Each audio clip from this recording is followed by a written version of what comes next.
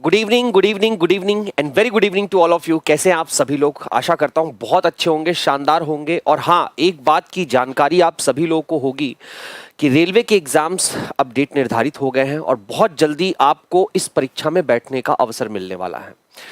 प्यारे साथियों, एक बात याद रखो कि हम साल भर तक जितनी भी प्रिपरेशन करते हैं उसका सबसे बढ़िया रिजल्ट हमें तभी मिलता है जब हम एग्जाम से 15, 20, 25 दिन पहले अपने रिवीजन की रणनीति कैसे रखते हैं, अपने रिवीजन को कितना एरिया देकर रिवाइज करते हैं, कितनी चीजों को रिवीजन में कवर रखते हैं, ये ज्यादा इंपॉर्टेंट होता है।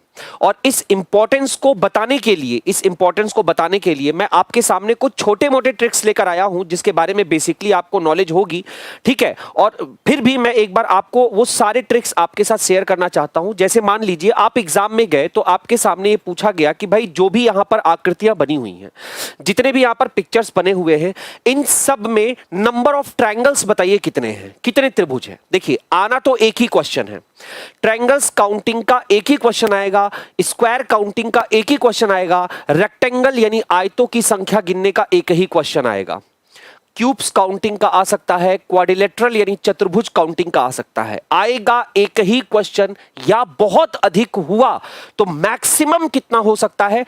2 क्वेश्चन हो सकता है। 2 से ज्यादा कभी भी नहीं आता है, इतना एकदम अपने दिमाग में फ्रेम कर लीजिए।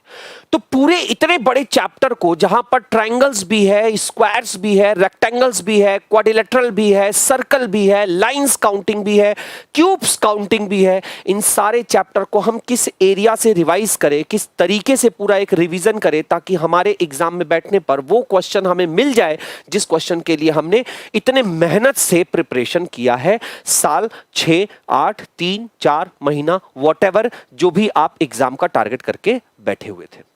अब जैसे मान लीजिए किसी बच्चे से पूछा गया कि बताओ भाई, ये जो आकृति आपको दिखाई दे रही है, इस आकृति में टोटल कितने ट्रायंगल्स हैं, इस वाले शेप में टोटल कितने ट्रायंगल्स उसको दिखाई दे रहे हैं। अगर ये पूछा जाए कि बताइए इस वाली आकृति में उसको टोटल कितने ट्रायंगल्स दिखाई दे रहे हैं, तो बड़ा सिंपल सा आंसर वो बच्चा देता है कि सर इस वाली आकृति में टोटल ये 1 हो गया, ये 2 हो गया, और दोनों को आपस में हम जोड़ देंगे तो मिलाकर कितना हो जाएगा? 3 हो जाएगा। सिंपल सी बात है। टोटल कितने ट्रायंगल्स होंगे? सिंपल सी बात है कि 3 ट्रायंगल्स होंगे। मतलब वो 3 ट्रायंगल्स कौन कौन से हैं? एक तो ये वाला ट्रायंगल हो गया, दूसरा ये वाला ट्रायंगल हो गया, और तीसरा ये बड़ा वाला ट्रायंगल हो गया। मिला जुलाकर कितने ट्रायंगल हुए? 3 ट्रायंगल हुए, है ना। मिलाकर कितने ट्रायंगल हुए? 3 ट्रायंगल हुए। और यही प्रोसेस आप यहां भी करते हो, दैट इज 1, 2 एंड 3, और इन सबको उठा के आपस में आप क्या करते हो? जोड़ देते हो। तो आप कहते हो कि सर यहां पर कितने ट्रायंगल्स होंगे? 6 ट्रायंगल्स होंगे। बातों को सिर्फ सुनते चलिएगा। उसके बाद मैंने कहा, तो आपने कहा सर 1, 2, 3 और 4, और इन सबको उठा के आपने जोड़ दिया, तो आपने कहा सर यहां पर कितने ट्रायंगल होंगे? 10 ट्रायंगल होंगे। कितने ट्रायंगल होंगे? 10 ट्रायंगल होंगे। Very good. आगे चलते हैं जरा सरकार एक बार। मैंने पूछा कि यहां पर ट्रायंगल कितने हैं, तो आपने कहा 1, 2, 3, 4, 5 और 6। आपने कहा सर सबको ऐड कर देते हैं। 1, 2, 3, 4, 5 और 6 आपने सबको ऐड किया, तो आपने कहा 6, 5, 11, 4, 15, 3, 18, 2, 20 और 1, 21। और आपने कहा कि सर यहां पर ट्रायंगल्स कितने होंगे? 21 होंगे। अब फॉर एग्जाम्पल ये मान के चलिए कि आपके एग्जाम में ये वाला क्वेश्चन आ गया, ठीक है। आपके एग्जाम में मान लीजिए ये वाला क्वेश्चन आ गया कि भाई ये आकृति जो नीचे दी गई है, बताइए इसमें कुल त्रिभुजों की संख्या कितनी होगी। तो बेसिकली मेरे ख्याल से 90% स्टूडेंट जो है वो 90% स्टूडेंट इसको सॉल्व करने के लिए एग्जाम में करेंगे 1 + 2 + 3 + 4 + 5 + 6। कहां तक है? देखो 1, 2, 3, 4, 5, 6, 7, 8। तो आप यहां तक जोड़ोगे पूरा, राइट। इन सारे नंबर्स को जोड़ोगे, और जोड़ने के लिए आप क्या करोगे? आप जोड़ने के लिए या तो आप इस तरीके से जोड़ सकते हो कि 2 और 1 3 हो गया, फिर 6 हो गया, 4 10 हो गया, 5 15 हो गया, 15 और 6 21 हो गया। इस तरीके से आप ऐड करते चलोगे। या फिर आप क्या करोगे? आप ये वाला फॉर्मूला लगा दोगे, n n + 1/2। यही आपके पास एक लास्ट रास्ता बचता है कि आप n+1/2 का फॉर्मूला लगा दीजिएगा। और जबकि मैं आपको बताऊं तो ऐसे क्वेश्चन का आंसर आप एकदम चुटकियों में निकाल सकते हो बिना पेन और पेपर का यूज किए हुए। जी हां, आप एग्जाम में गए, आपके स्क्रीन पर यानी आपके कंप्यूटर स्क्रीन पर यह क्वेश्चन जैसे ही डिस्प्ले हुआ तो आप देखकर कुछ इशारों में इसके ऑप्शन पर टिक मारोगे। और वो इशारा आपका क्या होगा, थोड़ा सा आपको यहां पर बस क्या करना है, अपनी डिवीजन की स्पीड को बढ़ाना है। डिवीजन मतलब भाग करने की जो विधि होती है उसको थोड़ा सा स्ट्रॉन्ग करना, और वो भी ज्यादा नहीं, भाग करना सिर्फ और सिर्फ 50 तक की संख्याओं पे। जैसे यहां पर मान लीजिए 1 और 2 था तो आंसर आपको कितना चाहिए था, 3 चाहिए था। तो अब आप क्या करेंगे, इस क्वेश्चन का आंसर निकालने के लिए हमेशा याद रखिएगा, अगर आपके पास ऐसा कोई भी क्वेश्चन आएगा तो सीधा सा एक काम करिएगा, जहां तक ये डिवीजन होता है, जहां तक ये डिवाइड होता है, उससे बड़ी संख्या जो भी होगी, जहां, मेरी बात को ध्यान से सुनिएगा, जहां तक ये डिवाइड होता है उससे बड़ी संख्या को लीजिएगा, गुणा करिएगा और 2 से डिवाइड कर दीजिएगा। मतलब ये 2 है तो इससे बड़ी संख्या क्या होगी, 3, 3 दूना 6/2 बराबर कितना हो जाएगा, 6/2 बराबर 3 हो जाएगा। सीधा आंसर निकल आएगा। मतलब बेसिकली देखिए, अगर हम स्क्रीन पर बैठे हैं तो आंसर कैसे निकालेंगे, 3 है तो बड़ी संख्या 4 हुआ, 4 3 12, 12/2 बराबर कितना हो गया, 6, सीधा आंसर निकल गया। 4 है तो बड़ी संख्या क्या हुआ, 5, 5 चौके 20, 20/2 बराबर क्या हो गया, 10 हो गया। कोई नीड नहीं है कैलकुलेशन करने की। यहां पर आओगे, 6 है, 7 छंग 42, 42/2 कर दोगे बेटा तो कितना आ जाएगा, 21 आ जाएगा। 8 है तो 8 से बड़ी संख्या क्या है, 9 है, 9 8 72, 72/2 कर दोगे तो बेटा 72/2 कर दोगे तो 2 3 6 और 2 छंग 12, सीधा सीधा आंसर निकल आएगा।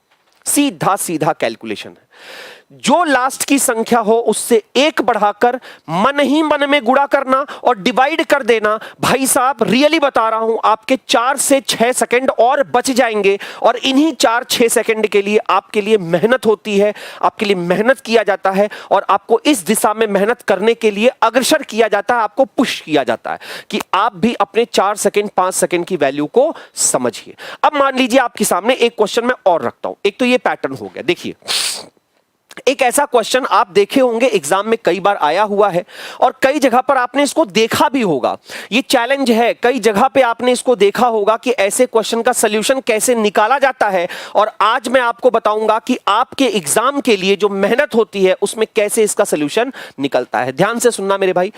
बेसिकली इसको क्वेश्चन को सॉल्व करने के लिए लोग क्या करते हैं, सबसे पहले इस लाइन पर आते हैं। ये वही पिक्चर है जो आप पहले कर रहे थे, 1 2 3 4। तो यहां तक की कहानी एकदम साफ है ना आपको।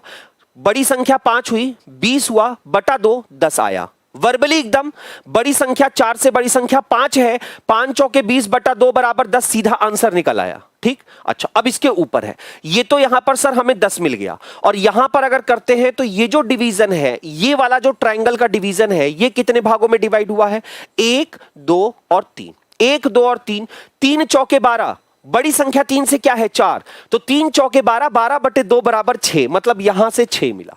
और टोटल आंसर आपको कितना मिल रहा है, 16 मिल रहा है। आप एक बार अच्छी तरीके से देख लीजिए, टोटल आंसर आपको कितना मिल रहा है, 16 मिल रहा है। कोई कंफ्यूजन नहीं होना चाहिए।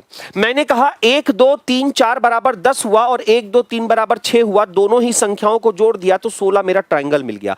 और अब मैं आपको बताने जा रहा हूं कि अगर ऐसा क्वेश्चन आपके एग्जाम में आएगा तो आप इन सारे क्वेश्चन का आंसर कैसे निकालोगे। बहुत ही साधारण सा ट्रिक है, बस एक चीज याद रखना, जितनी तेज तर्राक तुम्हारी निगाहें होंगी, जितनी तेज तर्राक तुम्हारी निगाहें होंगी, क्वेश्चन उतना ही तुम्हारे सामने कमजोर बनता जाएगा। और जितना तुम लेजीनेस तरीके से, आलसी तरीके से क्वेश्चन को देखोगे, उतना ही क्वेश्चन तुम पर क्या बनता जाएगा, हावी बनता जाएगा। मेरे भाई हमेशा याद रखना कि जब भी आपके पास ऐसी कोई संख्या आए, जब भी आपके पास ऐसी कोई संख्या है जिसमें ये 4 तक डिवीजन हो और उसके बाद ऊपर जो लाइन खिंचा हो वो 4 से पहले का हो, 3 2 1 हो, 4 से पहले 3 2 1, मतलब इसी को रिवर्स में लिखा गया हो।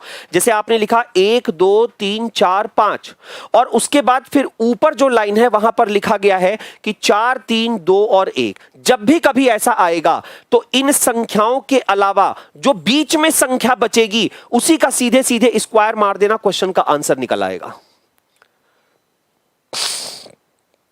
क्या मैंने बोला, ध्यान से सुनो फिर से एक बार। मैंने क्या कहा, मैंने ये कहा कि 1 2 3 4 है और ऊपर जो लाइन है आपका वो 1 2 3 है, मतलब 4 के पहले जो संख्या है अगर उसी का डिवीजन यहां पर दिखाई देगा, 1 2 3 तक ही डिवीजन दिखाई देगा, तो बीच की संख्या जो भी मिलेगी भाई यहां से लेकर या यहां से लेकर यहां तक में बीच की संख्या कौन सी है, मतलब आपने 1 2 3 4 लिखा, फिर उसके बाद 1 2 3 लिखा, तो बीच की संख्या यही हुई ना, इसी का स्क्वायर मार दीजिए, यही आपके क्वेश्चन का आंसर होगा। वेरी क्विकली अब मेरा स्टूडेंट जब जाएगा ना सेंटर हॉल पर और ऐसे क्वेश्चन मिलेंगे तो धड़ाक से इसका पूरी तरीके से सुपड़ा साफ करेगा।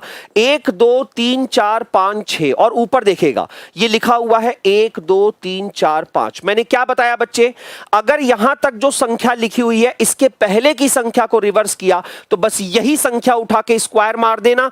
36 तुम्हारे क्वेश्चन का राइट आंसर है। कोई अगर बता दिया इस तरीके से निकालना तो आप मेरे पास चले आइएगा, पेन और कॉपी लेकर एक नया तरीका और आपको दे दूंगा।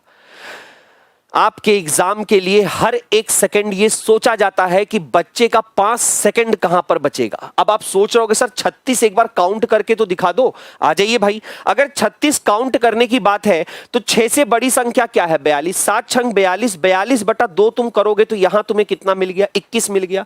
ऊपर जाओगे तो 5 से बड़ी संख्या क्या है 6, 5 6 का 30 बटा 15 करोगे तो ये 15 हो गया, 5 और 1 6 हो गया, 2 और 3 हो गया, ये 36 तुम्हारा आंसर हो गया मेरे भाई। मजा आया? तो अब अगर तुम्हारे सामने ऐसा क्वेश्चन ये 10 तक रख दिया जाए, बस याद रखना एक बात कि अगर ये 6 है और अगर इसने 5 तक किया है तो सीधा उठा के इस बीच वाली संख्या को स्क्वायर मार दीजिएगा, आपके क्वेश्चन का आंसर आ जाएगा, सीधा आंसर निकलेगा। बिल्कुल भी नहीं परेशान होना है, बिल्कुल भी जोड़ने में समय नहीं लगाना। मतलब जो बच्चा ये भी कर रहा होगा ना कि 5 छक्का 30, आप खुद सोचो 6 सते 42, जितनी देर में वो विद्यार्थी 6 सते 42 6 7 42 कर रहा होगा उतनी सेकंड में आपने देखा ये 6 है यार, ये 5 तक है, 6 का स्क्वायर मार दो आंसर है। बहुत तेजी से आप आगे निकलेंगे उससे। और ऐसे ही सारे टॉपिक का प्रयास, मैंने आपको क्या बताया, एग्जाम के पहले की आपकी रणनीति कैसी होनी चाहिए, एग्जाम के पहले आपको रिवीजन कैसा करना है, ये सारा चीज बहुत इंपॉर्टेंट होता है। और इसी इंपॉर्टेंस को देखकर आपके पास एक बैच अनाउंस हुआ है। उस बैच का नाम है बच्चे, उस बैच का नाम है दैट इज अंतिम प्रहार फॉर रेलवे एग्जामिनेशन CBT 2 और ग्रुप डी, जो कि मात्र और मात्र कितने रुपए में मिल रहा है 99 रुपीज में मिल रहा है, जो 30 डेज तक चलेगा। और ये स्पेशल है, एकदम अलग चलेगा, एकदम डिफरेंट चलेगा, किसी से कोई मतलब नहीं है, किसी बैच से कोई इसका मतलब नहीं है। और ये फर्स्ट 10,000 स्टूडेंटों के लिए एक ऑफर है, फर्स्ट 10,000 स्टूडेंटों के लिए एक ऑफर है कि वो 99 में इस बैच को अभी परचेस कर सकते हैं, जिसमें एग्जाम के पहले आपकी तैयारी कितनी स्पष्ट है और कितना और आपको प्रयास करना है, ये सारी बातें आपको बताई जाएंगी और उसी रणनीति के तहत आपका रिवीजन और उसी रणनीति के तहत आपका प्रिपरेशन कराया जाएगा। जैसे कई बच्चे होंगे अगर वो जानते होंगे कि इस क्वेश्चन का आंसर क्या है तो वो बड़ी तेजी से दे देंगे। मैंने मान लीजिए आपसे पूछा कि बताइए इसमें टोटल कितने घन हैं, यानी how many number of cubes are there, यहां पर कितने घन हैं कितने क्यूब्स हैं, तो बच्चा गिनकर बताएगा और गिनने की आवश्यकता नहीं है। सीधे सीधे इसका बॉटम लाइन देखिए, केवल एक जगह का बॉटम लाइन देखिए, निचली सतह देखिए और ये जितने भागों में डिवाइड है, जितने यहां पर आपको खाने दिखाई दे रहे हैं 1 2 3, इसी संख्या का क्यूब कर दीजिएगा, सीधे सीधे आपको पता चल जाएगा कि इस पिक्चर में टोटल कितने घन हैं। ऐसे ही छोटे छोटे शानदार हर एक चैप्टर से रिलेटेड पूरे रीजनिंग को खल्लास करते हुए कहां पर कैसा प्रयास करना चाहिए, ब्लड रिलेशन में, डायरेक्शन में, कैलेंडर में क्या पार्ट पर ज्यादा रिवीजन करें, क्लॉक में किस चीज पर ज्यादा फोकस करें, ये सारी की सारी चीजें आपको कहां बताई जाएंगी, अंतिम प्रहार आपके बैच में बताई जाएगी। और ये बैच आपका स्टार्ट कब से है, मैं फिर से एक बार बता दे रहा हूं, ये बैच आपका स्टार्ट है 15 अप्रैल से और इसकी टाइमिंग है 15 अप्रैल से और इसकी टाइमिंग है दोपहर 4 से 5 के बीच का, 4 से 5 का बीच का। सर ये 4 से 5 के बीच का टाइमिंग क्यों रखा?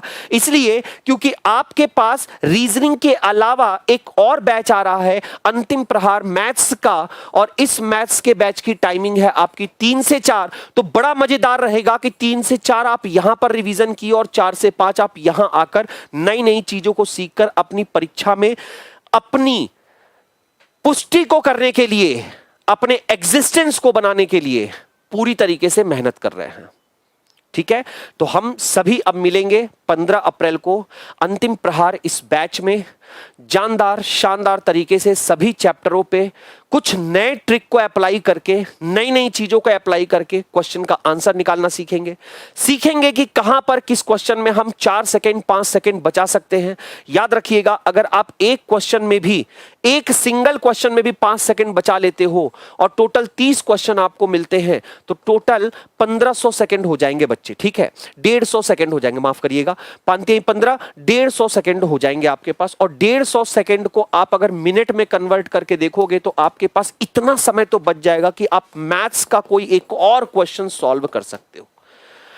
ठीक है, तो हम मिलेंगे 15 अप्रैल को 4 बजे। आना ना भूलिए। इस वीडियो में अगर ये आपको ट्रिक अच्छी लगी होगी, अगर आपको लगा होगा कि ये सर टाइम इससे बच रहा है, हमने भी सॉल्व किया है, तो प्लीज इस वीडियो को ज्यादा से ज्यादा अपने दोस्तों के पास शेयर करिएगा सो दैट उनका भी एग्जाम में टाइम बच सके। और अगर अच्छा लगे वीडियो तो प्लीज लाइक जरूर करिएगा। मेरे साथियों, मेरे एस्पिरेंट, आप सभी को आपके होने वाले एग्जाम के लिए बहुत बहुत शुभकामनाएं।